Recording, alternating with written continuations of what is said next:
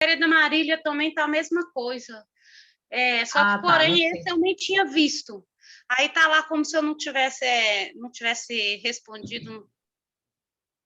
Tá, não sei se tá a mesma coisa, se o que aconteceu com a Marília foi a mesma coisa que aconteceu comigo, mas o meu eu vi que eu comecei a fazer, não bloqueei, uma pessoa respondeu, eu fui lá, para vocês não arrumarem confusão, excluí e mantive só a prova.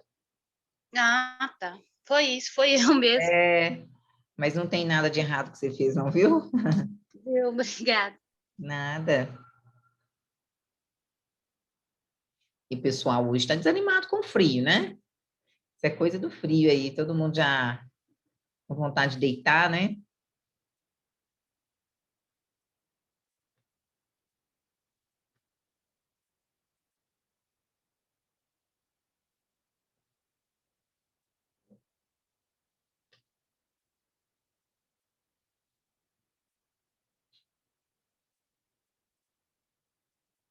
Ver se chega, mas pelo menos alguém aí.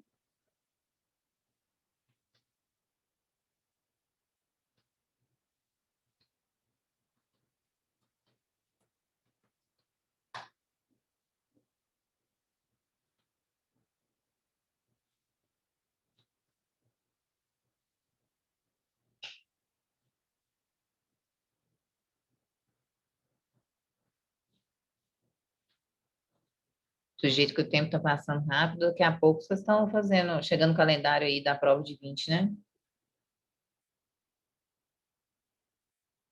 Na próxima terça, eu vou marcar com vocês a prova de terminologia cirúrgica, tá? Só porque, assim, eu tô só falando porque eu creio que vocês já estão dando uma lida, assim, né? Dando uma olhada aí nas terminologias, que são muitas. Sim. Aí a gente vai agendar a data direitinho. Senão vai colar na prova de 20. Boa noite. Olá, boa noite. Boa noite. Boa noite. Isabela, sua aula presencial começa qual dia? Sandra? Presencial? Nossa, meu sonho saber essa data para te dar. Mas já pode pedir lá, porque já vai voltar já sexta-feira mesmo, a gente já tem aula presencial. Uai, não tô sabendo, não. Tô sabendo Já só foi que a gente... liberado. Sério? Eu tô sabendo da no aula calendário, prática. sério. É aula prática, É aula gente. prática. É verdade. Arruma, fala que nós temos uma prática também faltando sua. Começa aí, minha filha, porque nós temos que conhecer aula prática. Aula prática? Arruma uma. Eu não aguento mais com essa tela Entendi desse o que você quis computador. dizer. Tô assim, gente, o que ela tá falando? Gostei de entender, Inventa Marcela. alguma coisa. Ei, Rose. Então, o que eu estou sabendo aí que liberou essa semana foi a primeira turma que teve na escola, foi hoje, de aulas práticas. Mas aula presencial, não estou sabendo ainda não. Quem dera, né? Nossa, Mas não entendi. esquece, não, viu, gente? Vocês já conhecem, né? A aula presencial tem o valor da passagem, que é muito mais que vocês estão economizando, não, né? Não tem esse ônus. A gente sai da escola, eu não, né? Vocês, né? Saem da escola muito tarde, às vezes tem que pegar 1 ou 2 ônibus, é perigoso, vem do serviço. O comodismo, querendo ou não, da aula, não só comodismo, mas questões financeiras também é muito bom, né? Eu confundi, por exemplo, a aula da prática com a presencial. Então, O que foi liberado foi a prática, liberou mesmo, começou hoje. Várias turmas já estavam lá. É menos mal, verdade. você tem razão mesmo. Com certeza, essa É, praticidade a gente tem que aproveitar, né? assim, não foi a gente que pediu, né? Mas já que aconteceu, o que eu falo sempre, desde o primeiro dia da pandemia para todos os meus alunos, gente, o que nós vamos tirar de aproveito então? Tá, aconteceu, ninguém queria, eu também não, e aí? Vai ficar todo mundo, né? E aí? Aí tem aluno que Verdade. até fala que pega o valor da passagem, dá para pagar uma parcela da escola todo mês. Sim, concordo. Então, teria a passagem mais a parcela, né? Então, você pode até antecipar as parcelas que você tem, não sei, né? Como é que vocês fizeram aí. Tem coisa que é muito importante. Se a gente pôr na ponta do lápis assim, a gente vê muito benefício, sabe? Então, vamos lá, pessoal. Como é que foram na prova? Foram ótimos, né? Todo mundo gostou da Minha prova prova, estava né? top. Espero que as próximas sejam daquele jeito. Top. Em nome de Jesus, amém. Vai ser sim. Amém. Tem que ser, né, prof? Uai. Nossa, eu surtei quando eu vi lá que era 15 minutos para fazer prova. Eu falei, não, gente, Foi você, eu tô né? surtando. Gente, É. Aí Né, depois, não? quando eu vi a prova, eu pensei, gente, 5 minutos tava bom. Pois Muito é. tranquila. Que bom. Eu estava preocupada vocês fazerem uma prova boa aí, daqui a pouco a gente faz outra, dá tudo certo. Então, vamos lá. Se não me engano, nós paramos até nessa parte aqui acima, que é a equipe de enfermagem, né, de circulante. A gente viu todas essas atividades que o circulante realiza lá dentro do bloco. E nós íamos começar hoje o funcionamento do bloco cirúrgico, né? Então, como que funciona o bloco cirúrgico? Tem algumas coisas, os meus slides são idênticos à apostila, mas tem algumas coisas que às vezes divergem daí de fora, e eu vou falar para vocês, tá? Por exemplo, aqui já tem que funciona 2 turnos, isso é o que tem aí na apostila de vocês, manhã e tarde. Na maioria das vezes, para cirurgias eletivas, vou explicar para vocês o que é cirurgia eletiva. E para emergência, né, que é um paciente que não pode esperar nada, nem 1 minuto, é atendido a qualquer hora. Só que a maioria dos blocos cirúrgicos funcionam 24 horas, né, de manhã, de tarde e de noite, independente de cirurgia de emergência. Então, todo hospital, né, hospital que tem bloco é um hospital de grande porte, né? São os grandes hospitais, independente de ser SUS ou rede privada, né, rede particular. Então, todos funcionam 24 horas, viu, gente? Então, é muita sala de bloco para ficar parado e funcionar só de manhã e de tarde. Então, aí nós temos as equipes, né, nas escalas que funcionam. Deixa eu só pôr os meus aqui. Que trabalham, que pegam de manhã, que trabalham o dia inteiro, que trabalham só meio horário, ou que pega de tarde e vai até à noite, aí depende lá da contratação desse hospital, como que funciona, tá? Gente, para quem não trabalha aí de tarde, de 2 às 17, vai ter um curso, assim, perfeito do Corém, dia 30, agora, sexta-feira, a partir das 14 horas. Já Parabéns. tá aqui na minha inscrição. Porque a Oi, pauta, gente. eu vou fazer, gente, a pauta do curso é excepcional. Agora que eu lembrei para falar para vocês. Dia 30, sexta-feira agora, começa às 14 horas, vai até às 17, tá? Sobre primeiros socorros, toda atualização sobre legislação, procedimento prático, teórico, Como que a gente ideia. Como que a gente faz para cadastrar? Maria Aparecida, você já está formando, né? Praticamente assim, você tem que entrar sempre no site do Corém,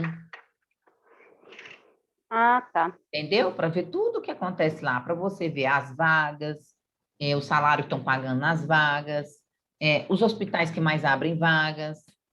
Lá também tem todos os cursos, treinamentos, isso independente de você ter Corém, isso fica em livre acesso para qualquer pessoa, entendeu? Entendi. Aí lá tem o curso lá, tem escrito curso Primeiro Socorro, dia 30/4, a partir das 14 horas. Com certeza vai ser excepcional, porque os outros que eu vi há uma semana atrás foram, sim, perfeitos. Não tem dúvidas que eu não conheço o palestrante, não, mas não tem dúvida que vai ser muito bom. Quem puder assistir aí, tem certificado de horas, tá? Eles encaminham para você no dia seguinte certificado de horas que pode servir para vocês como complemento da carga horária de estágio. E nada melhor do que ter um curso desse para colocar no currículo, né, gente? Curso de primeiros socorros vindo do Corém. Isso, fica na parte de cursos gratuitos. Exatamente. Então, vamos lá. Então, o que é uma cirurgia eletiva, né? Nós vamos ver um pouco mais à frente aí, eu acho.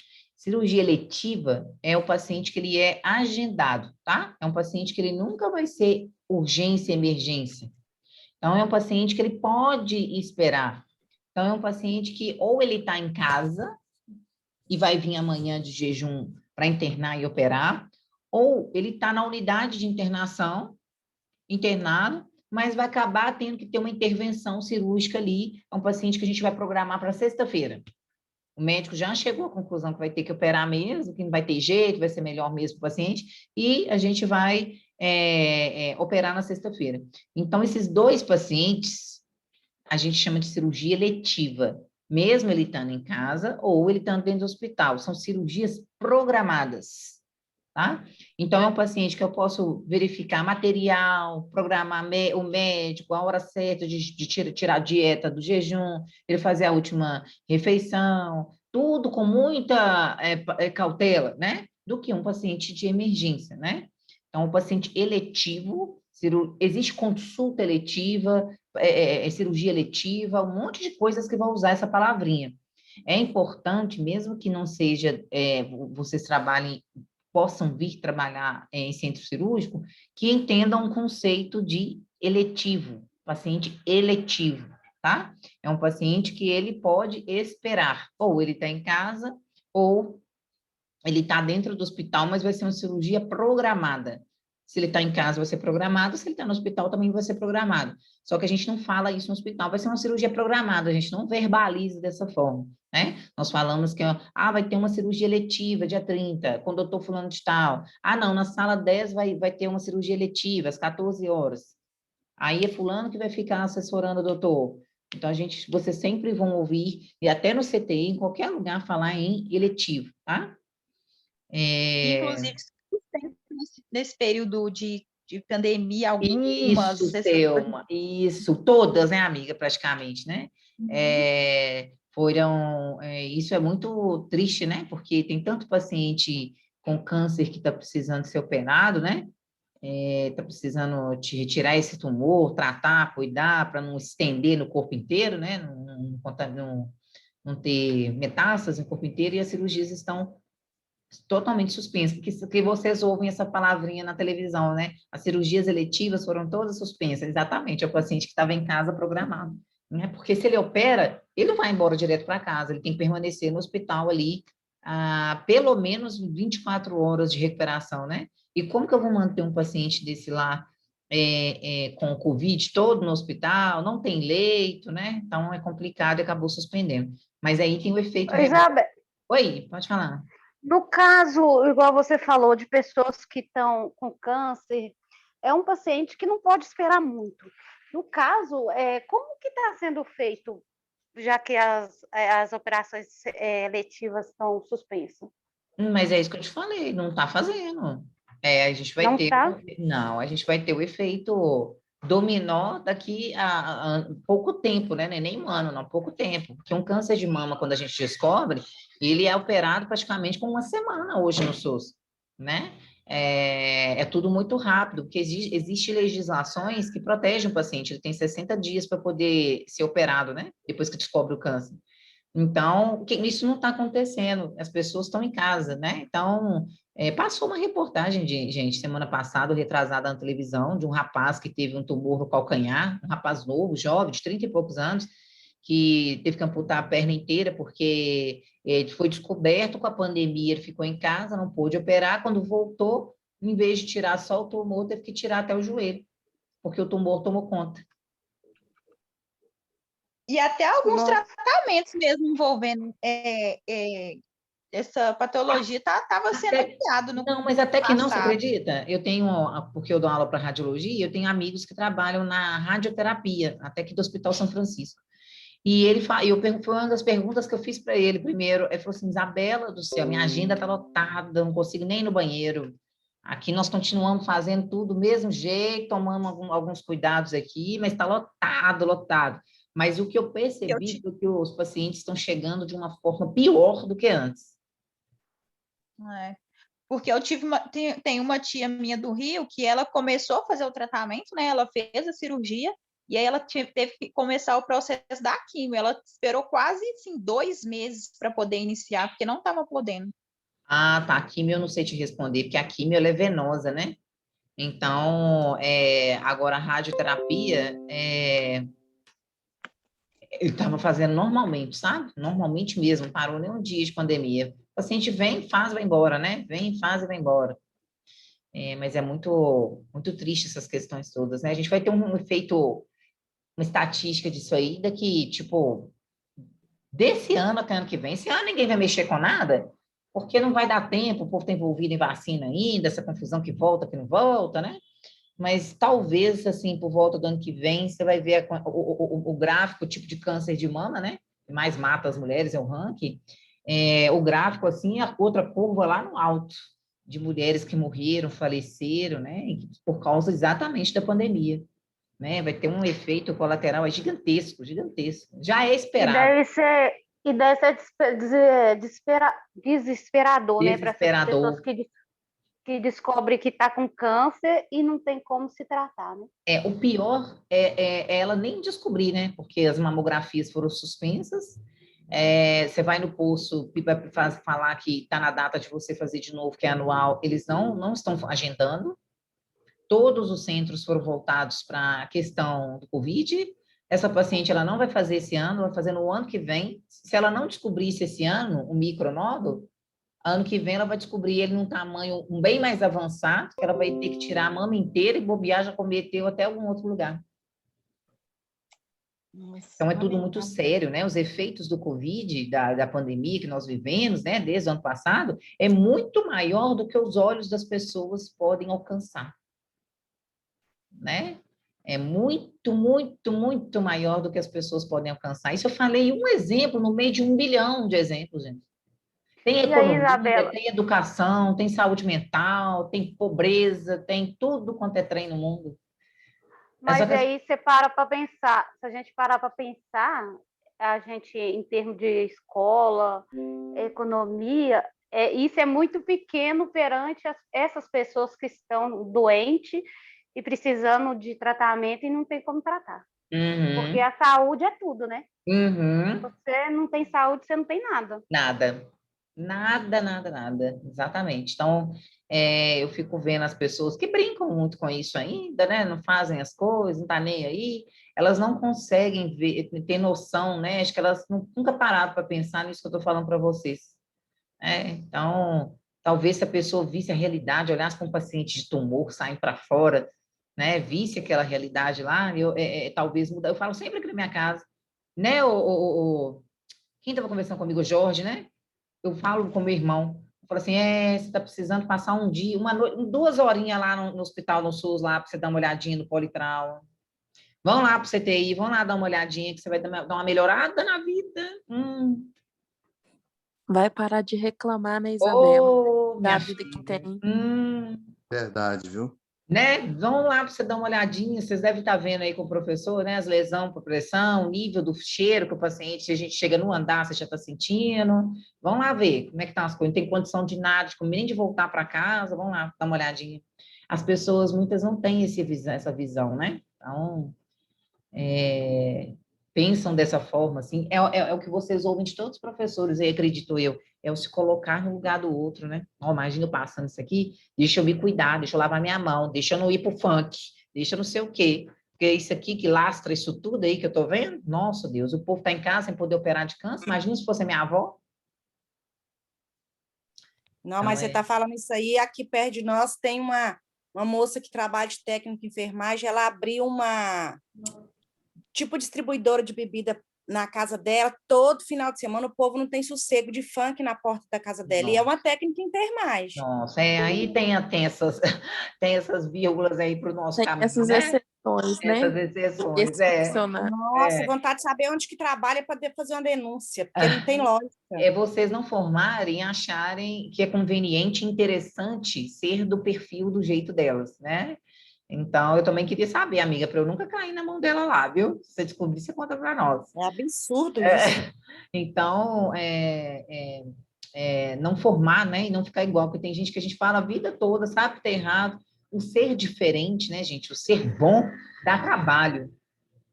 Dá trabalho que você tem que dedicar, você tem que fazer bem feito, você tem que ficar mais horas em pé, você tem que fazer com mais cautela, mais devagar, né? Não vai sobrar tempo para você mexer no celular. Então, ser o melhor custa tempo, dá trabalho, né? Fazer de qualquer jeito é fácil para danar. Te sobra um tempo, o resto do seu plantão. Então, cabe a nós escolhermos, né, se a gente quer fazer a diferença na vida de um paciente ou não. Ficar com aquele ressentimento de que eu poderia ter feito mais, feito melhor. Então, vamos lá. Então, os cirurgiões, né, todo cirurgião, em todo hospital, eles têm que preencher o que chama aviso cirúrgico, tá? Isso é em qualquer hospital, para qualquer cirurgia, ele tem que preencher o aviso. Vocês vão ouvir sempre esse termo. É só o médico que preenche, não é vocês que preenchem, tá? E ele sabe que é ele que tem que preencher isso aqui. Esse aviso, ele é caminhado para reserva de sala, ou seja, reserva de sala no bloco cirúrgico. Então, não é simplesmente eu falar que vou operar o paciente agora, eu tenho que preparar uma sala, eu tenho que ver se tem sala disponível, se eu vou precisar do aparelho de raio-x, se as pinças, se isso, a prótese que eu vou precisar colocar está disponível. Outra coisa, esse paciente, depois que ele operar, ele precisa de um leito de CTI, porque ele é um paciente que precisa de cuidados intensivos, né, em cima dele ali, para ele poder conseguir recuperar daquela cirurgia. Tem paciente, gente, que não tem CTI, ele tem que ficar lá no bloco, tá? Ele tem que passar a noite no bloco lá com você. Ele não pode ir para lugar, se é um paciente que precisa de leito, você não conseguiu, ou aconteceu alguma coisa, como já aconteceu comigo, que me prometeram leito, e quando eu fui descer com o paciente, não tinha o leito,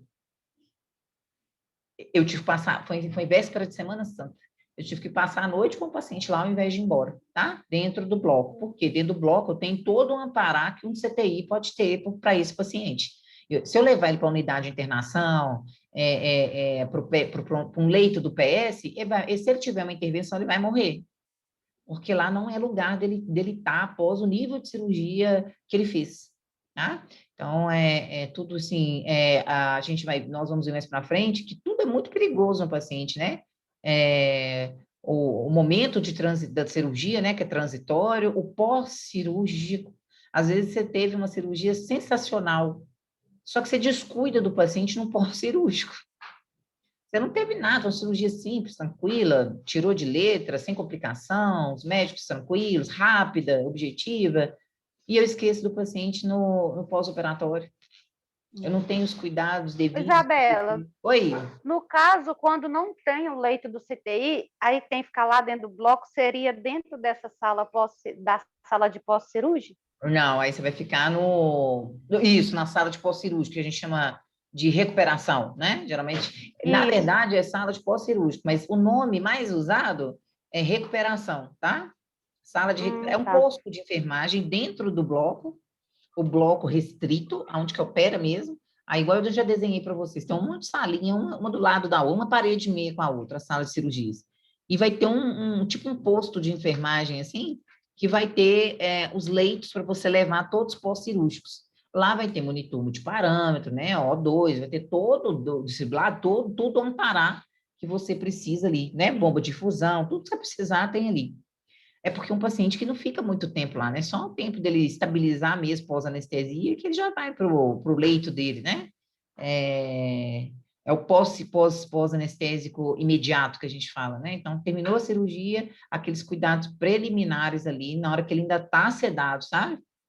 Que também é imprescindível. Então, tem o pré-operatório, que é antes de abrir para esse paciente, o operatório, né, que é esse período de transição, e tem o pós-operatório. Todos são complicados, têm o seu grau de complicação, uma falha ali, né, a gente pode perder o paciente, ter uma sequela no paciente, então são muitos detalhes que a gente tem que estar... E acaba que cada um puxa um outro, né, porque se você não tiver um cuidado no pré-operatório, você pode acontecer alguma coisa no ato da cirurgia, alguma coisa assim, nossa, não foi passado, alguma coisa assim, não foi tomada alguma precaução com esse paciente. E no pós-operatório é a mesma coisa, igual você citou. A cirurgia pode ter sido excelente e tal, mas você não teve o cuidado com o paciente, não vai adiantar nada. É tudo uma coisa ligada à outra. Isso mesmo, exatamente. São micros detalhes, gente, no bloco cirúrgico, mas micro, que você traz uma complicação grande aí para o paciente, sabe? Grande. Ô, Isabela, Oi. me tira uma dúvida aqui. Eu estava vendo um vídeo e nesse vídeo estava explicando o que é o pré-operatório, quando ele começa, transitório, né? E pós-operatório. E aí, lá nesse vídeo, estava falando que o pré-operatório, ele começa quando o médico decide que tem que fazer a cirurgia. E aí, Maria, aquele deixa eu processo... só te interromper, é porque nós vamos ter uma aula específica disso. Eu posso guardar sua dúvida para esse dia? Pode, É só porque a gente vai ter uma aula pode sim. específica disso, o que que faz, o papel da enfermagem no pré-operatório, no pós, o papel do médico, tá? Tá, tudo bem. Então, os cirurgiões devem preencher esse documento que chama aviso, né? Aviso da cirurgia. E só com aviso que eu posso começar a montar a sala, começar a preparar a sala para o doutor, a equipe ficar mobilizada para o doutor. Então, só depois do aviso, pronto. Todo médico sabe que isso é responsabilidade dele, como preenche, onde que ele acha esse documento, tá? Então, essa rotina pode mudar de acordo com a rotina do hospital, né? Às vezes, lá no hospital que você trabalhar, tem quem preenche é só o cirurgião, quem preenche é só o anestesista, mas sempre tem que ter o aviso. Quem vai preencher pode mudar essa rotina, mas sempre tem que ter o aviso antes que aconteça o ato cirúrgico, tá? E os pacientes, antes dele entrar dentro da sala de cirurgia, eles são identificados bem direitinho, minuciosamente pela enfermagem, né? Geralmente, quem recebe esse paciente é o técnico de enfermagem. Então, ele vai identificar, sou José das Dores, da Silva, ele mesmo, é esse que subiram com o paciente certo, né? Checar se foi realizados todos os cuidados específicos com ele, né? Qual foi o horário que vocês cessaram, né, a dieta do paciente? Qual foi a última vez que pingou, né, se ele tiver com sonda, a última gota aí da dieta? Ou então, se alimentou, checar essas questões todas para não ter as complicações durante a cirurgia depois, né? Qualquer coisa que aconteça fora disso, tem que levar para o doutor para ver se ele vai assumir o risco, né, de operar ou não. Eu já vi muito mais anestesista do que médico suspender cirurgia por causa de meia hora de jejum a menos, viu, gente? E não foi pouco, não. Tá? Então, mas isso vocês não têm nada a ver com isso, né? Isso é questão lá da origem que o paciente veio. Ele veio da onde? Do CTI? Ele veio da unidade de internação? Qual era o enfermeiro responsável por cessar essa alimentação, né? Por que não foi feito no momento certo? O que aconteceu? Os pacientes eletivos, é mais fácil a gente fazer esse controle, né? Porque é um paciente, o quê? Programado. Agora, o paciente de emergência, nem sempre a gente vai poder fazer essas coisas, né? É um paciente que eu tenho que intervir agora, senão ele vai a óbito. É um paciente bem maior de risco para o anestesista, para o doutor, né? Então, além do motivo qual eu estou operando ele ainda tem esse outro lado de complicação, que é o laudo da falta de jejum, né? Professora, Oi. uma dúvida em relação a esse aviso que deve ser preenchido pelo cirurgião. Ele é divergente ou é a mesma coisa do risco cirúrgico que a gente ouve falar? Não, é diferente. O Então, risco é cirúrgico a gente vai ver diferente, daqui né? a pouco, totalmente diferente. São Tá bom. documentos totalmente diferentes. E o risco cirúrgico não é o doutor dentro da sala de cirurgia, você já vai chegar com ele pronto. Você já vai chegar com ele Entendi. pronto, tá? E nós temos que ver se todos esses cuidados, né, quando eu recebo o paciente, foi feito adequadamente lá de origem, né, onde o paciente veio. Então, fica de cima mesmo, não deixar passar nada, porque às vezes uma coisa que a gente passa é o que vai impactar na integridade do paciente lá na frente, né, por um detalhe que eu pulei. O cliente do centro, pode falar? Alguém me chamou? Então, o paciente do centro cirúrgico, né, o paciente do bloco, ele sempre chega com o seu prontuário.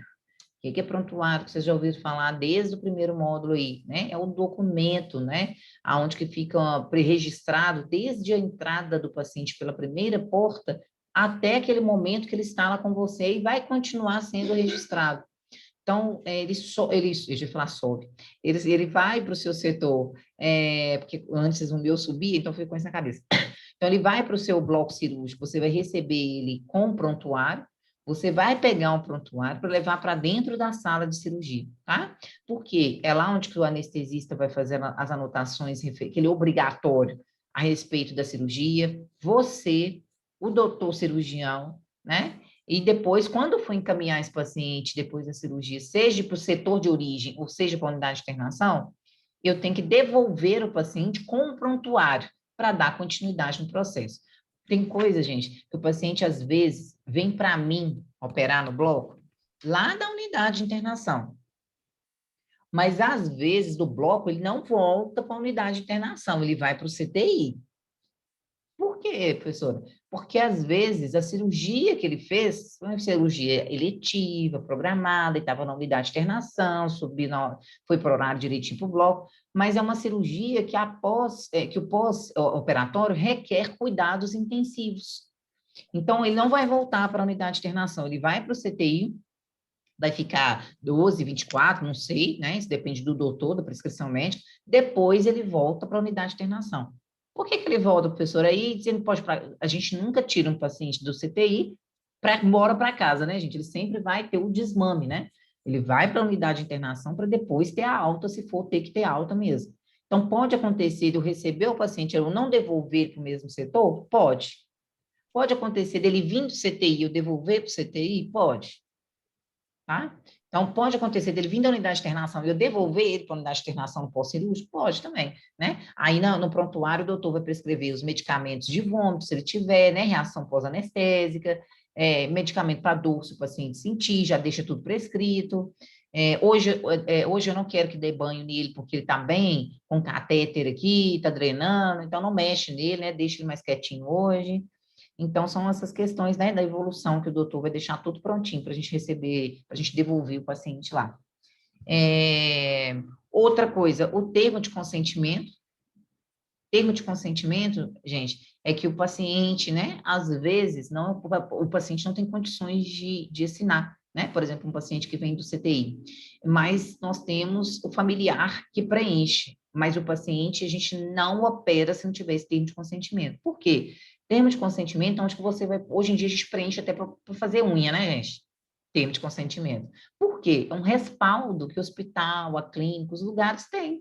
Que está escrito lá, informo que toda cirurgia tem um risco, né, de morte, que pode ter reação disso, disso e disso, a probabilidade, se eu te explica tudo e você assina e data.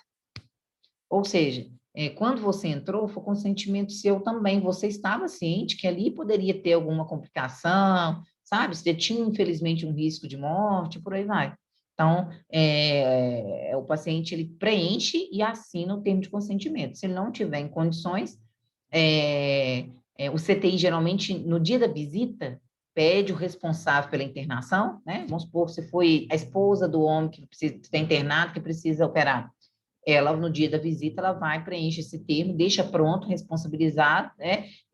Responsabilizando que ele pode ser operado, né? Que ela autoriza, e quando ele chegar lá no seu setor, ele vai estar com o termo. Ou seja, já tem algumas coisas que a gente precisa checar. Quem é o paciente mesmo, né? Confirmar que ele é ele mesmo. O aviso cirúrgico, o aviso da cirurgia, termo de consentimento assinado pelo paciente ou responsável. Tem alguns lugares que eu já recebi termo de consentimento assinado e responsabilizado pelo médico do CTI. O paciente chegou para mim, era do CTI, chegou para mim no bloco, e quem se responsabilizou pelos termos de consentimento foi o doutor, o intensivista. É muito raro isso acontecer, mas já aconteceu comigo. Tem uns que... Mas nesse caso é porque ele não tinha um familiar com ele, e ele, não, sei lá. É porque não teve visitante, não lembro por quê, mas eu fui até hospital particular. Tinha um intensivista que ele sempre resolvia essas coisas assim, sabe? Tipo, se fosse fazer tomografia, essas coisas que tem termo, ele sempre responsabilizava. Mas, em compensação, tinha outro do plantão dele que nem por reza ele responsabilizava. Sabe? Médico não é obrigado a responsabilizar por termo de consentimento mesmo, não, né, gente? Então, geralmente, a gente chama o familiar, ou para o familiar não ter que despencar lá só para isso, a gente programa uma coisa mais certinha, né? Que no dia que ele vier dar a visita, ele assina e deixa pronto para a gente lá no momento da cirurgia, tá? Outra coisa, o paciente, provavelmente, ele pode chegar no seu setor do bloco com alguns exames que vão ser necessários no momento lá do ato cirúrgico. Quais são esses exames?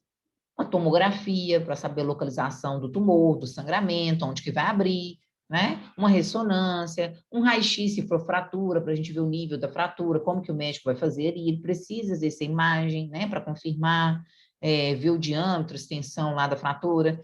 Então, ou o exame de sangue, né, que o CTI já providenciou para antecipar para a cirurgia, já sabia que ia fazer, ia precisar.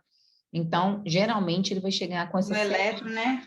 Isso, o eletro, se for um paciente internado, o eletro, perfeito. Mas se for um paciente eletivo, de casa, ele vai vir com um papel que se chama risco cirúrgico, que a gente vai ver daqui a pouquinho, tá? Que no risco vai vir a questão do eletro aí. O que eu estou frisando bastante nesses documentos, que o paciente vai chegar lá no bloco, é porque você, técnica de enfermagem, é responsável porque você recebeu. O que já aconteceu comigo? O paciente realmente foi para o bloco com prontuário, né? Com termo de consentimento que a família veio só para assinar, e com alguns exames. Acabou a cirurgia, a gente foi levar o paciente de volta para o CTI. Cadê os exames que o paciente tinha levado? Sumiu no meio dos outros. Pegou um exame de um, colocou dentro do envelope do outro, e o outro foi embora com o dele e com mais do outro paciente. Então, cuidado, né? A gente tem que pegar isso na correria, acaba atropelando as coisas e tendo esses problemas, né? Então, o paciente não achava o resultado dele de jeito nenhum, depois de um tempo que esse paciente foi embora com o exame dele, ligou e falou, moça, tem uns negócios que veio aqui junto com o meu, que não é meu, não. Aí eu tô te ligando porque, às vezes, a pessoa que está sem o exame está precisando do exame. Então, se fosse outra pessoa, só jogava fora e tá tudo certo, né? Então, e eu tive que pagar a motoboy para ela buscar, tá? Um erro que aconteceu no setor ter esse desdobramento todo. Então, tudo a gente tem que prestar muita atenção. E fora se fosse um outro paciente que entrasse com processo judicial por causa disso, né? Ganho na certa, porque eu não prestei atenção nessas coisas, tá? Então, lá no bloco cirúrgico, o paciente já deve entrar, né, dentro da mesa mesmo, onde que ele vai começar a fazer o procedimento, com as roupas que a gente chama de roupas especiais, mas nada mais é que a camisola, tá? Na apostila de vocês, está escrito aí camisola aberta nas costas e sem roupa íntima. Às vezes, a camisola não vai ser aberta nas costas, vai ser aberta na frente. Então, depende muito, a maioria é aberta para trás, mas tem cirurgia que o paciente não vai vir com a camisola aberta para trás, vai vir aberta para frente. Às vezes, o anestesista vai dar uma anestesia venosa e vai dar uma local, né, ali na mama, por exemplo, e não vai dar uma raque, as outras que são nas costas, que nós vamos aprender depois, tá? Então, aqui nem sempre é só nas costas, não. Sem roupa íntima vai ser 100% dos seus pacientes, tanto homens quanto mulheres, tá? Sempre entrarão lá dentro. Quando for trocar de roupa, já tira tudo. Pelo amor de Deus, não entra com paciente seu dentro da mesa cirúrgica com roupa íntima, não. Nunca, tá? Prótese e nenhum pertence. Toda e qualquer cirurgia, Isabela? Por causa do contato do tecido. O contato do tecido no paciente. O contato do tipo de tecido do paciente, o tipo da composição do tecido da roupa, sabe? Pode dar interferência no paciente, contaminação e outras coisas. Próteses. Isso aí tem,